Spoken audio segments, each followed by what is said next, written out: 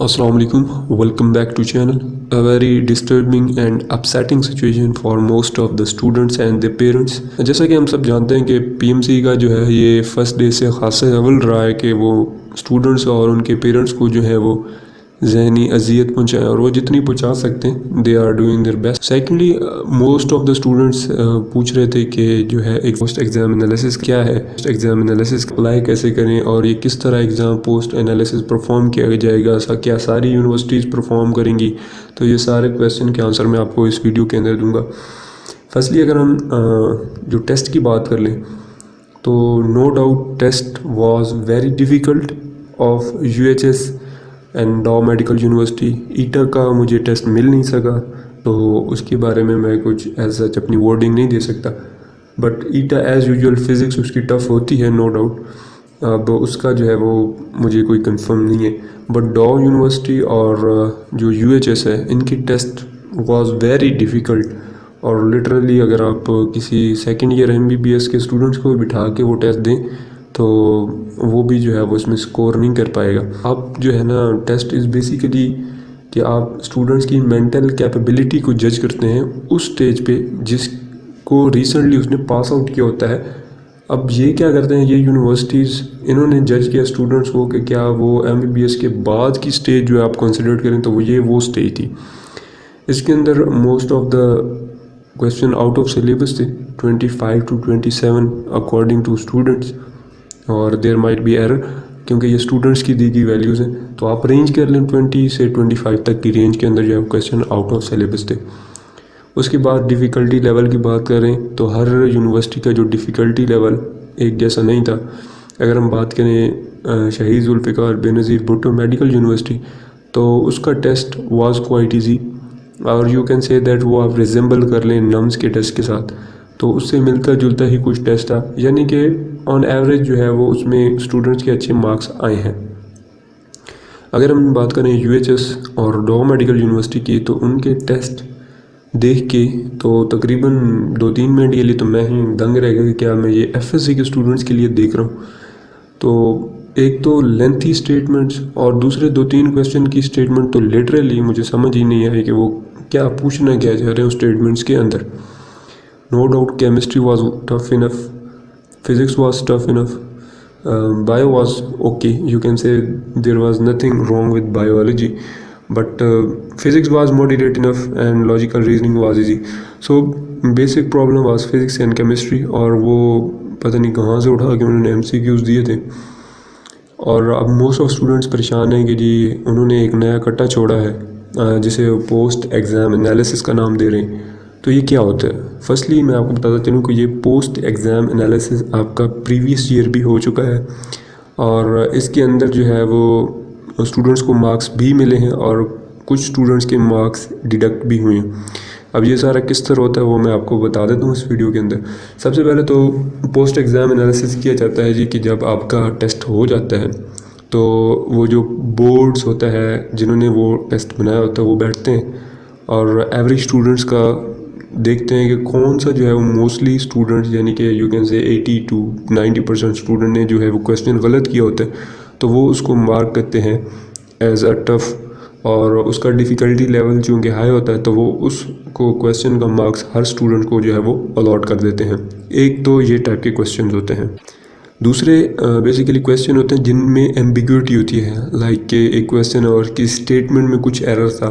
उसकी वैल्यूज़ की कुछ जो अंदर डिस्टर्बेंस थी या उसके ऑप्शंस में एम्बिग्यूटी थी या ऑप्शंस के अंदर कुछ सिमिलर ऑप्शंस थे या स्टेटमेंट समझ से बाहर थी, इस टाइप के जो होते हैं तो वो भी जो है वो आपके मार्क्स होते हैं एज अ ग्रेस मार्क्स. और फिर उसके बाद आते हैं ऐसे क्वेश्चन जो कि आपकी सिलेबस से बाहर होते हैं, जो कि PMC का सिलेबस डिज़ाइन था उससे बाहर होते हैं. तो अकॉर्डिंग टू स्टूडेंट जो है वो 20 से 25 तक जो क्वेश्चन थे वो आउट ऑफ सिलेबस थे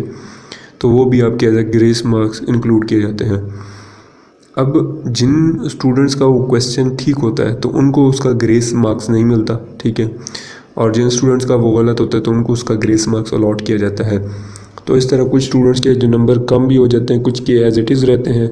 اور کچھ کے جو ہیں وہ یکدم 20 سے 50 ہو جاتے ہیں پتہ نہیں، اور 60 بھی ہو سکتے ہیں، پاسبلٹی ہے۔ Lastly most of the students پریشان ہیں کہ کیا ہر یونیورسٹی کرے گی؟ تو یس، ہر یونیورسٹی جو ہے وہ پوسٹ ایگزام انالیسس کرے گی، اور اس کا جو فائنل رزلٹ ہوگا وہ پھر پی ایم سی کی ویب سائٹ پہ آپ کو ملے گا۔ اب اگر ہم بات کریں تو no doubt U H S جو ہے وہ پاسٹ کے اندر کافی اچھے ٹیسٹ اس نے کنڈکٹ کیے ہیں، ایکسیپٹ فار دا ایئر 207، جس کے اندر انہوں نے یہی جو آج کیا ہے اس ٹیسٹ کے اندر انہوں نے جو ہے وہ اس وقت کیا تھا، اور اسٹوڈنٹس کو جو ہے کافی سفر کرنا پڑا تھا۔ اور اس وقت تو خیر انہوں نے پوسٹ ایگزام انالیسس بھی نہیں کیا تھا، لیکن اس دفعہ جو ہے انہوں نے پوسٹ ایگزام انالیسس کا کٹا چھوڑ دیا ہے۔ اب we can only pray and hope for the best. اب آپ لوگوں نے کیا کرنا ہے، آپ لوگوں نے جو یو ایچ ایس کی ویب سائٹ پہ اور پی ایم سی کی ویب سائٹ پہ ایک فیڈ بیک پرفارما ہے، اس کے اندر آپ نے فل کرنا ہے جو بھی ڈیٹیلز مانگی گئی ہیں آپ سے، اور آپ نے وہاں پہ بیسیکلی جو ہے وہ کویسچنز بھی جو ہے وہ ہائی لائٹ کر دینے ہیں جو کہ آپ کو لگتا ہے کہ آؤٹ آف سلیبس تھے یا ایمبیگوس کویسچن تھے، یا آپ سمجھتے ہیں کہ جن کا ڈیفیکلٹی لیول جو ایف ایس سی کے اسٹوڈنٹس سے زیادہ تھا، تو وہ آپ جو ہے وہاں پہ مارک کر کے اس کو سبمٹ کر دیں۔ سیکنڈلی، کیونکہ اب آپ لوگ جو ہیں وہ فارغ ہیں، تو اب اگر آپ لوگ چاہیں تو اس کو جو ہے وہ ٹویٹر پہ ٹاپ ٹرینڈ کریں کہ جو ڈیفیکلٹی لیول تھا وہ صحیح نہیں تھا، and as maximum you can complain, تو آپ کمپلین کریں، کیونکہ پاس میں آپ کو ان چیزوں سے دور رہنے کے لیے اس لیے کہتا تھا کیونکہ اس وقت آپ لوگوں کے پاس ٹائم نہیں تھا اور ٹیسٹ ابھی کنڈکٹ ہونا تھا، تو اس کے بارے میں کوئی بھی جو ہے وہ ساؤنڈ آپ کو انفارمیشن نہیں دے سکتا تھا۔ لیکن اب تو ہو گئی ہے ایک چیز، اور موسٹلی اسٹوڈنٹس بھی ابھی جو ہے وہ فری ہوں گے، تو آپ لوگ جو ہے وہ ٹویٹر پہ اس کو ایز مچ ایز آپ ری ٹویٹ کر سکتے ہیں، ری ٹویٹ کریں، اس کے علاوہ اس کو ٹویٹر پہ ٹاپ ٹرینڈ کریں اور کمپلینس کریں جتنی کر سکتے ہیں۔ باقی I will try to have a contact with P M C president, اور ان سے جو ہے وہ پھر میں بھی ای میل کر دیتا ہوں آپ کے بیہاف پہ، اور انشاءاللہ آئی ول بی کانٹیکٹنگ ہم فزیکلی، اور ان سے جو ہے وہ آپ کی جو ایشوز ہیں وہ ڈسکس کرتے ہیں۔ تو باقی آپ کو اگر پیپرز میں کوئی بھی ایشو تھا اس کے علاوہ یا انکلوڈیڈ تھیز، یا آپ کو سمجھتا ہے کہ کچھ چیز جو ہے میں نے مس کر دی، تو آپ کمنٹ میں جو ہے مجھے بتا دیں، تاکہ جو ہے وہ میری جو ہے وہ ساؤنڈ ڈسکشن ہو سکے ان کے ساتھ، اور آپ تک جو ہے وہ ایک کوئی اچھی خبر آئے۔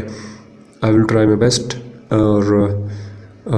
جن اسٹوڈنٹس کا اچھا ہو گیا ہے ویل اینڈ گڈ، ان کے لیے بیسٹ وشز، اور جن کا برا ہوا ہے تو آپ لوگوں نے ڈی موٹیویٹ نہیں ہونا۔ دیکھیں یہ جو ہے نا ڈسٹریبیوشن اللہ تعالیٰ کی ہے، اور اللہ تعالیٰ نے